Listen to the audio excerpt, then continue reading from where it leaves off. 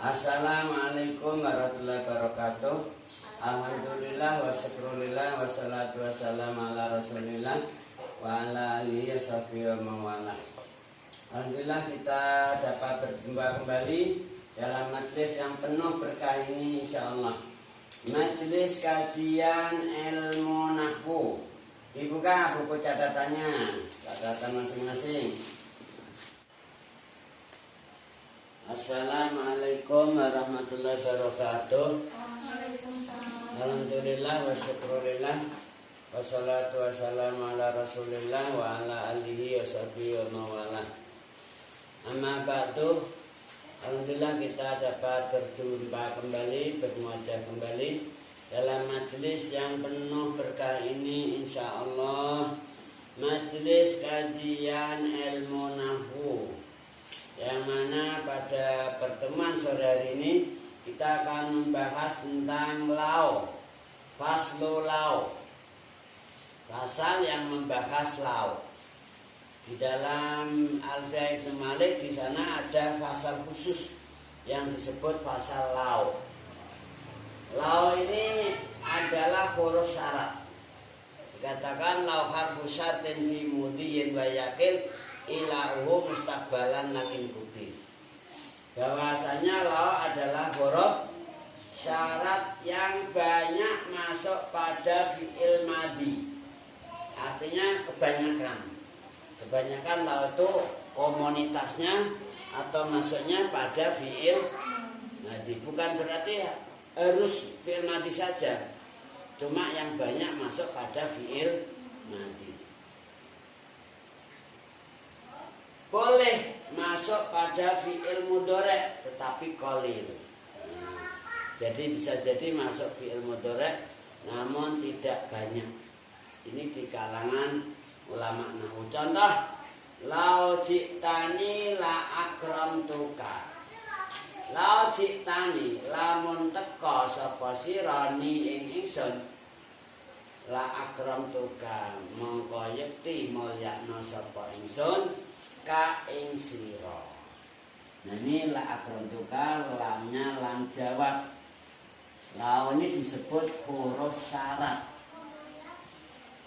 Jadi dia sama dengan in, sama dengan in syartiyah. Sehingga di sana huruf syarat ada 3 tambah lau. 1 in, 2 apa itu? Ijma kemarin deh. Ijma 3 lau. Yang ini. Kemarin ketika kita bahas ada waktu syarti. Ada berapa? 11 perabot syarat, ya. Perabot syarat ada 11 dibagi 2 kelompok. Ada yang statusnya sebagai huruf, ada yang statusnya sebagai isim. Yang statusnya sebagai huruf ada berapa? Apa saja? Dan itma. Nah sekarang ini ada tambahan satu lagi lau. Nah bisa kamu masukkan di sana. Sehingga huruf syarat di sana ada 3 tambah lau ini. Kenapa dipisahkan lau tidak dimasukkan dalam bahasan awamilul jazmi? Ya, karena lau punya spesifik, punya spesial yang tidak sama dengan in. Ya ada persamaan tapi ada perbedaan juga. Lau itu sama dengan in syartiyah. Dalam hal sama-sama wajib masuk pada kalimah fi'il. Artinya apa? Kalimah in selalu masuk pada fi'il. Kalimah lau ya juga masuk pada fi'il. Nah ini yang dimaksudkan sama dengan in. Sama-sama masuk pada kalimah fi'il. Tetapi lau boleh masuk pada ana dan madkholnya. Ana zaidan qaimun misalnya dimasuki lau boleh.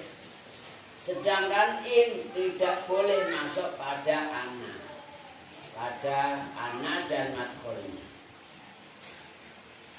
Sehingga contohnya seperti yang berikut ini. Nah, Contoh, lau anna Zaidan qaimun lakuntu. Lau anna Zaidan, lamun sak temene sapa Zaid. Yang dimaksudkan madkhul ini loh. Lafaz Zaidan qaimun dimasuki anna. Jadi dan madkhulnya yang dimaksudkan madkhul lafaz yang dimasuki anna. Anna punya amal yaitu tansibul isma wa tarfa'ul khobar. Zaidan dibaca nasab dinasabkan anna. Qaimun dibaca rafa jadi khobarnya an.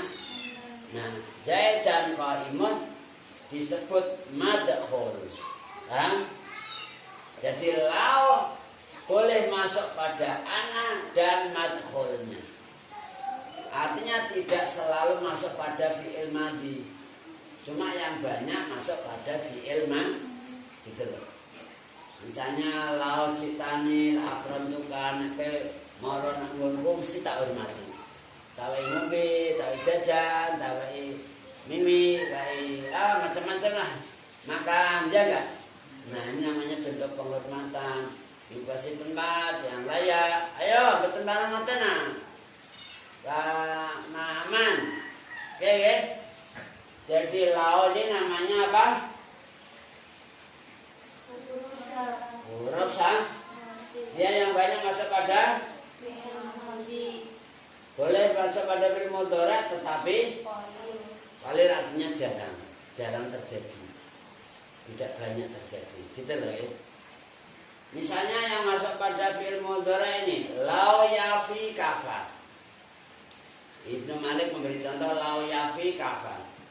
Lamun nuhoni sapa wong kafa mongko cukup. Lau yafi kafa. Lamun gelem nuhoni. Artinya manusia, kita manusia ini kalau menepati janji-janjinya Allah itu perintah apa? Suruh takwa, suruh ibadah, gimana? Cukup. Pokoknya kamu butuh apa aja cukup. Allah yang mencukupi. Nah, makanya di sini ada jawab. Nah, jawab atau jaza. Jadi beri kode jim atau ya jim. Dimaksudkan jaza balasan, jawab juga balasan. Lamun nuhuni sapa wong kafar, mongko cukup sapa wong. Artinya kita hidup di dunia ini sebetulnya kuncinya cukup tepati janji. Kita semua sudah berjanji sama Allah. Ketika di zaman arwah kita ditanya oleh Allah, alastu bi rabbikum, apakah saya bukan Tuhan kalian? Ini semua roh, semua arwah ditanya demikian. Mereka jawab qalu bala wa syahidna. Nggih Gusti, jenengan pangeran kula Gusti, kula bersaksi Gusti. Nah, nyatanya begitu lahir ke dunia orang bermacam-macam, ada yang iman, ada yang munafik, ada yang kafir, ada yang fasik, ada yang musyrik. Na'udzubillahi min. Kalau kita menepati yaitu iman Allah, iman Rasulullah, kemudian mentaat, mentakwa, cukup. Allah yang memberi kecukupan. Oke? Dan di sini lau masuk pada yafi fi'il mudhari. Lau tastahid la tanja. Contoh lain. Lamun tenanan sapa sira la tanja. Mongko yakti lulus sapa sira. Sama dengan in tastahid tanja. In tastahid tanja.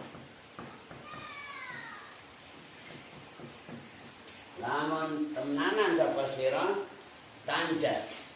Mongko lulus sapa sira. Jadi sekali lagi bahwa lau ini disamakan dengan in. Lau syartiyah, in juga in syartiyah. Sama dalam hal apa? Sama-sama wajib masuk pada fi'il. Jadi sama-sama dalam hal wajib masuk pada kalimat fi'il. Cuma lau boleh masuk pada ana dan maf'ulnya, sedangkan in tidak boleh. In tidak boleh masuk pada ana dan maf'ulnya. Maka nggak boleh kita ucapkan in ana zaidan qa'imun qumtu, nggak boleh. Tapi kalau lau boleh, lau ana zaidan qa'imun la qumtu. Dan berarti di sana lau dan in ada persamaan, juga ada perbedaan. Persamaannya sama-sama masuk pada fi'il, perbedaannya apa? Lau boleh masuk pada ana dan maf'ulnya, sedangkan in tidak boleh masuk pada ana dan maf'ulnya. Jadi kalau besok ada pertanyaan apa persamaan, mal farqu baina lau wa in, apa perbedaan antara lau dan in, kamu bisa menjawab seperti ini. Kalau apa persamaan ma apa ya? At-tasbih atau tasbiyah, ma ya tasbiyah baina lau wa in syartiyah. Apa persamaan antara lau dan in syartiyah? Jawabnya ini tadi. Sama-sama bisa masuk pada sama-sama masuk pada kalimat fi. Perbedaannya, lau boleh masuk pada ana dan maf'ulnya, sedangkan in tidak boleh masuk pada ana dan maf'ulnya. Dapat dipahami? Alhamdulillah. Selanjutnya adalah amma. Pembahasannya amma kamahma. Bahwasanya amma di sana disamakan dengan mahma. Amma kamahma yakumin se'in wafang Witil wiha wujuban ulifa ilahi. Di sini ada lafaz amma. Kita sering menemukan atau mendengarkan dalam mukadimah berpidato. Alhamdulillah wassalatu wassalamu ala rasulillah wa ala alihi wa mawala la haula wala quwata illa. Kemudian ditutup dengan amma ba'di. Kita sering mendengar itu kan? Nah, apa itu amma? Amma ini disamakan dengan mahma yaku. Mahma termasuk ada watu sate kemarin. Kemarin kita tahu ada watu sate ada 11. Wajin bi'in waman wama wa mahma. Ingat gak?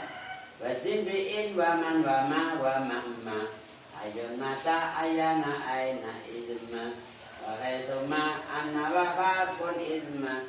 Kain wabakil adawati asma. Kamu hafalkan itu bednya. Bed tentang dalam bab awamilul jazmi, supaya mudah ingat. Kalau kamu hafal bednya itu mudah ingat. Tapi kalau kita nggak hafal bednya, ya mengingat-ingatnya agak sulit. Nah, untuk menghafalkan ini butuh perjuangan. Makanya di materi falah itu di sana murid wajib menghafal alfiyah yang kelas 1, 2, 3 sanawi menghafal alfiyah. Yang banin kelas 2 sanawi harus sudah khatam. Nah kita nih belum masuk di sana, ya latihan sendirilah. Latihan sendiri menghafal. Itu nih. Karena hafalan itu merupakan merupakan kunci kesuksesan. Dimulai dari membaca. Makanya Rasulullah ketika mendapatkan wahyu yang pertama kali suruh baca. Iqra. Ya Muhammad, Iqra. Suruh baca. Tujuannya itu tadi. Begitu baca langsung bisa masuk. Dan akhirnya hafal. Betul ya? Kembali pada amma. Bahwa amma disamakan dengan lafaz mahma yaku. Artinya apa? Mahma sebagai isim syarat, yaku sebagai fi'il syarat. Sehingga lafaz amma ini berlaku sebagai isim syarat dan fi'il syarat sekaligus. Dia satu kata, tapi statusnya ya isim syarat juga fi'il sama, maksudnya disamakan gitu. Disamakan dengan apa? Mahma ya. Sehingga apa? lafaz ama butuh jawab. Nah, namanya isim syarat dan fi'il syarat itu butuh jawab. Misalnya gini, may yastahid. Man ini namanya isim syarat. Yastahid namanya apa? Fi'il syarat. Di sini butuh jawab. Kalau belum ada jawabnya belum sempurna. Nah, kalau ada jawabnya tanja, yanja misalnya. Yanja. Atau 2, 3. Yanja ini namanya fi'il jawab. Jawab atau apa? Jaza. Jumlahnya dinamakan jumlah syartiyah. Catat. Artinya jumlah syartiyah harus terdiri dari 3 unsur. Harus ada lafaz syarat, harus ada fi'il syarat, dan harus ada fi'il jawab. Gabungan dari 3 unsur ini dinamakan jumlah syartiyah. Nah, kemarin kita pada pertemuan yang lalu kita pernah membahas tentang jumlah. Ada jumlah khobariyah. Jumlah khobariyah ada jumlah ismiyah, ada jumlah fi'liyah, ada lagi jumlah tolabiyah. Tolabiyah bisa juga istifhamiyah, doa, tamani dan lain sebagainya. Sekali lagi saya ulang bahwa amma disamakan dengan nama yako dengan artian berlaku sebagai isim syarat dan fi'il syarat sekaligus. Maka lafaz amma butuh jawab, dan jawabnya yang banyak disertai fa yang masuk pada lafaz yang terletak sesudahnya lafaz, sesudahnya amma. Ini perlu di garis bawahi. Fa-nya masuk pada lafaz yang terletak sesudahnya lafaz, sesudahnya amma. Jadi ada amma, kemudian sini ada lafaz, kemudian ada lafaz lagi. Nah, nanti fa-nya di sini. Pak jawabnya masuknya di sini, bukan masuk pada lafaz yang sudahnya amma persis. Itu amma wajib butuh jawab. Ada apa? Jawab. Dan jawabnya harus disertai apa? Fa. Fa-nya masuk pada lafaz yang terletak sesudahnya lafaz, sesudahnya amma. Jadi ada amma, ada lafaz, ada lafaz lagi. Fa-nya masuk di sini, bukan masuk di lafaz yang sesudahnya amma persis. Kan? Contoh, amma ba'du. Nah, di sini fa-nya tidak masuk pada ba'du, masuk pada sesudahnya. Amma ba'du fayaqulul mu'allif rahimahullah misalnya. Ada lagi amma zaidun faqaimun. Amma zaidun anapun utawi zaid faqaimun. Mangka iku wong sing ngadeg. Faknya ini namanya fak jawab atau fak jaza. Yaitu jawabnya lafaz amma. Butuh jawab nih, butuh jawab. Kenapa? Karena amma statusnya seperti isim syarat dan fi'il. Isim syarat dan fi'il syarat butuh jawab, dan jawabnya amma yang banyak disertai fa. Makanya di sini ada fayaqulu kada wa kada. Fa zaid amma zaidun faqaim. Kalau kamu lihat dalam kitab-kitab itu yang di muqaddimahnya selalu ada amma ba'dunya. Setelah bismillah, hamdalah, sholawat salam, lanjut sampai selesai, selanjutnya ditutup dengan amma. Setelah itu baru fa, ada fa-nya. Fa-nya tidak masuk pada ba, masuk pada lafaz.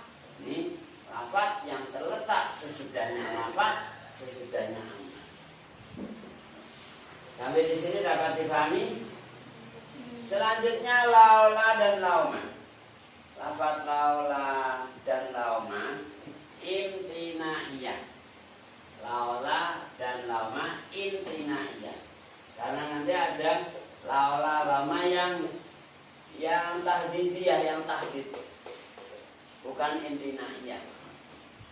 Nah, untuk laula lauma yang imtinaiyah selalu masuk pada mubtada dan khobarnya dibuang. Contoh, laula zaidun la akramtuka. Lamun ora utawi zaid. Nah, zaidun namanya mubtada. Maka biasa kalau kita beri makna lamun ora utawi zaid iku maujud. Di sini khobarnya dibuang. Ai maujudun.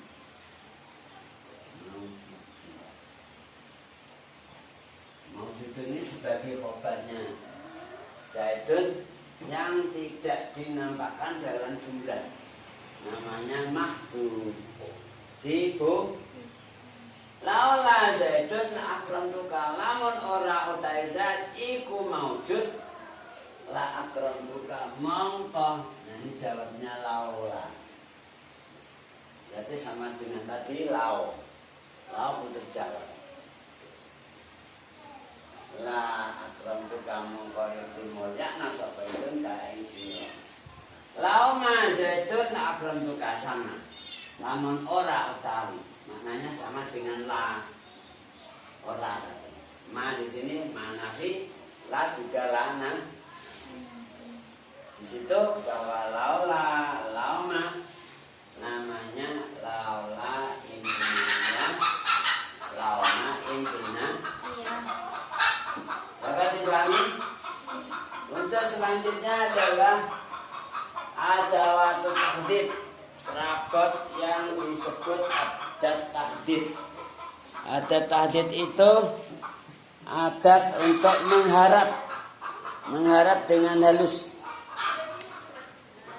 Nah, mengharap dengan halus namanya adawatu tahdid.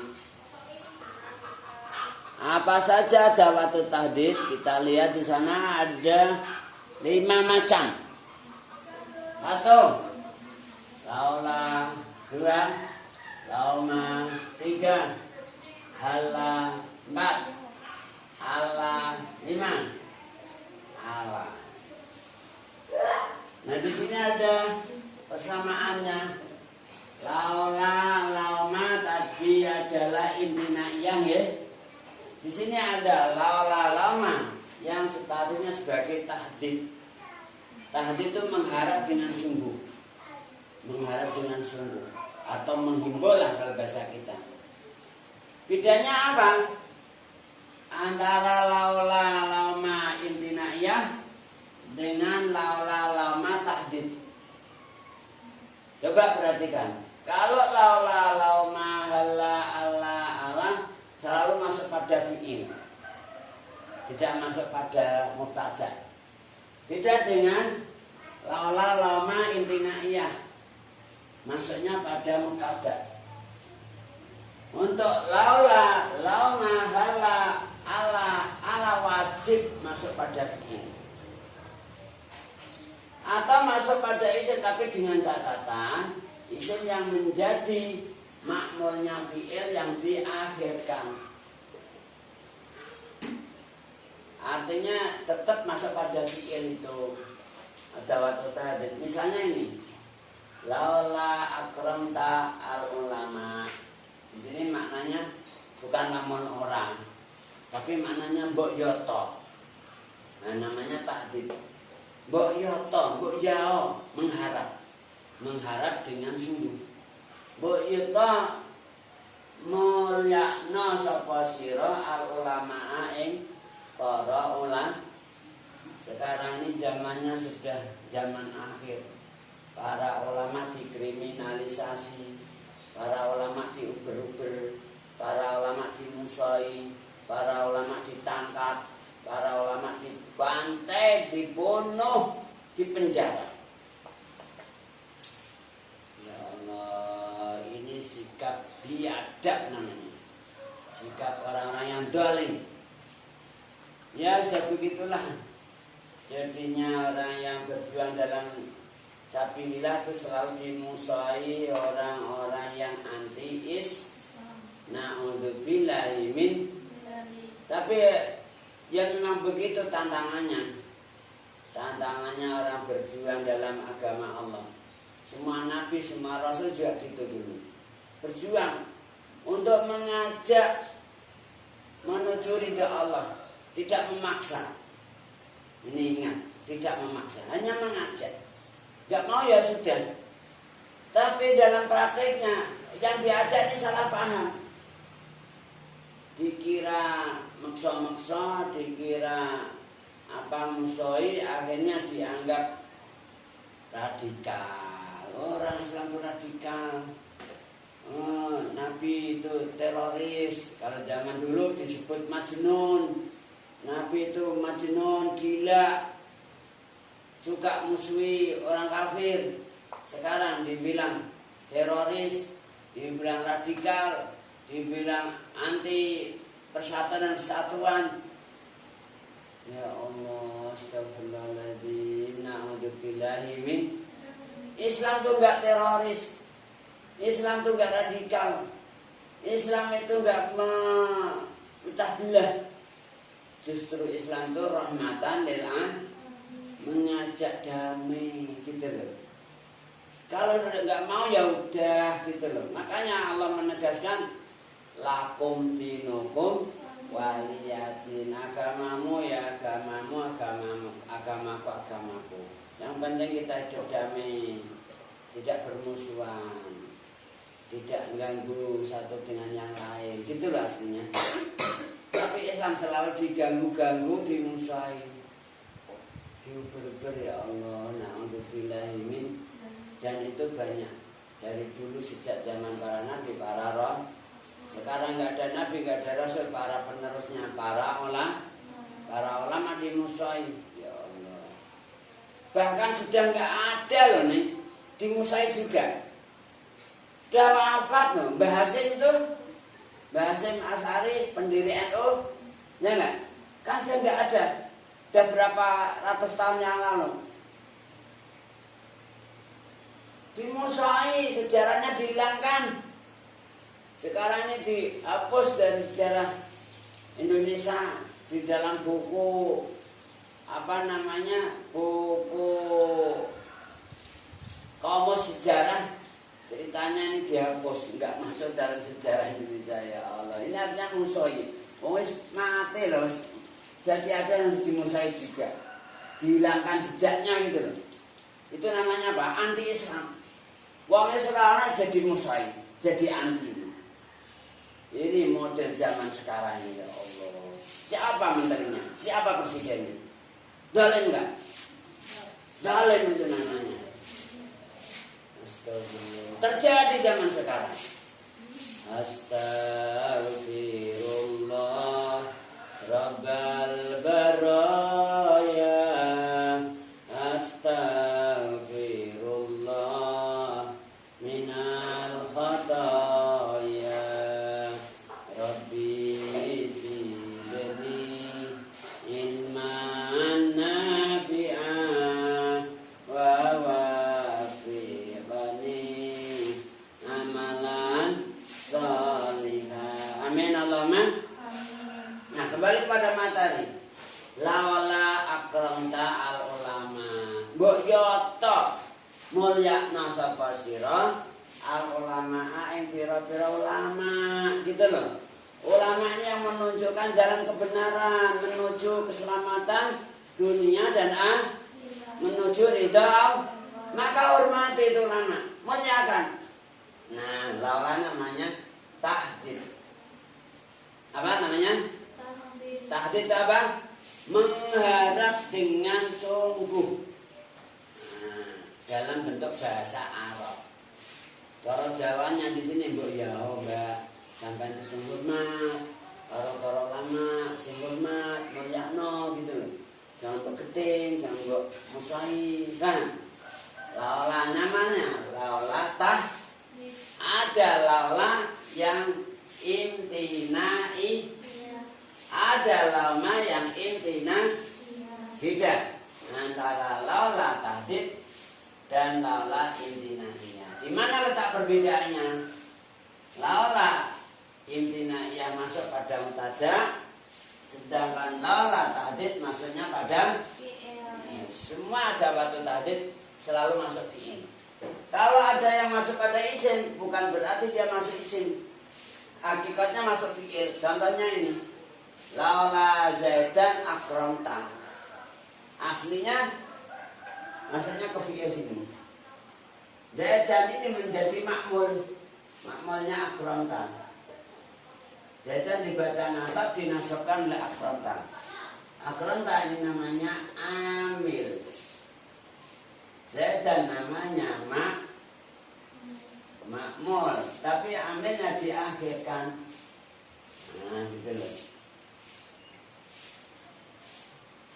Makanya ini tadi dikatakan bisa masuk pada isim yang menjadi makmulnya fi'il yang diakhirkan. Fi'ilnya diakhirkan dalam jumlah ini urutannya. Laula zaidan akramta. Beda dengan di sini. Di sini laula zaidun, enggak zaidan. Meskipun enggak ada harokatnya, kamu akan bisa membedakan mana laula yang imtinaiyah, mana laula yang tahdidiyah. Seandainya enggak ada harokatnya, kamu akan bisa memahami mana yang tahdidiyah, mana yang imtinaiyah. Bisa kita lihat contoh yang imtinaiyah. Laula zaidun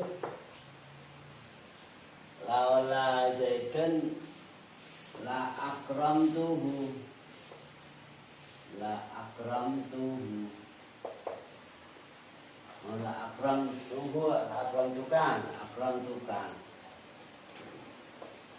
Di sini yang tahdid laula zaidan akramta atau akramtahu. Nah, akan nampak jelas perbedaan. Lalu kamu jejirkan sama-sama laulanya. Yang pertama ini disebut imtinaiyah, lalu yang ini disebut tahdidiyah. Dapat dipahami kira-kira? Demikian juga lauma hala ala maknanya sama. Mbok yoto. Hala yang mbok to. Hala akramta alulama. Allah akramta alulama. Allah enggak ada tasnya. Allah akramta alulama. Sama maknanya